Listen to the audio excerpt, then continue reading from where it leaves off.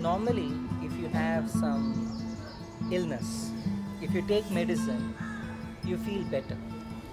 But in case of cancer,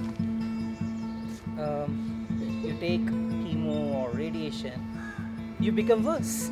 So that's irony. The teaching of the Tibetan medicine is like this. It's like it's not a question of just treating the disease or treating the sickness. It's all about understanding the way of living. It's all about understanding the whole universe. How the universe is formed.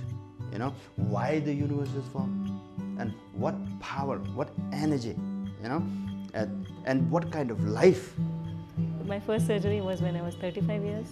The second surgery was when I was 39 years. Now I'm 49, and the last 7-8 years I'm on Tibetan medicines.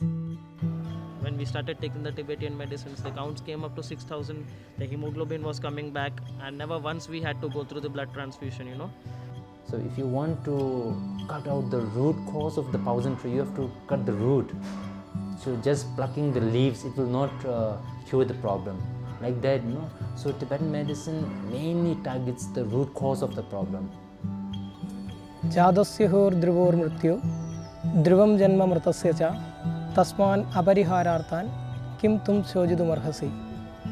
Suffering, the truth of the suffering, the cause of the suffering, and the way to end the suffering, and finally liberation from the suffering. Oh, these are the teachings, very important teaching of the Tibetan medicines. Now with these doctors you can feel, when they touch your hand, when they hold your hand, you can feel that fire coming out through your hand, and you can feel a positive vibration. By listening to patients' emotions, I always feel it's very important. Then they feel more, it's like trust with the patient, trust with the doctors also. So then the doctor-patient relationship grew much firm. You have more close ties with the patients. In our prayers, we used to pray about this 4 immeasurables, 4 infinities.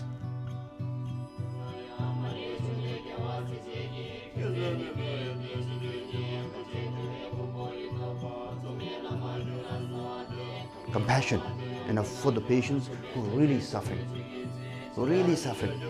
compassion, deep-seated kind of compassion.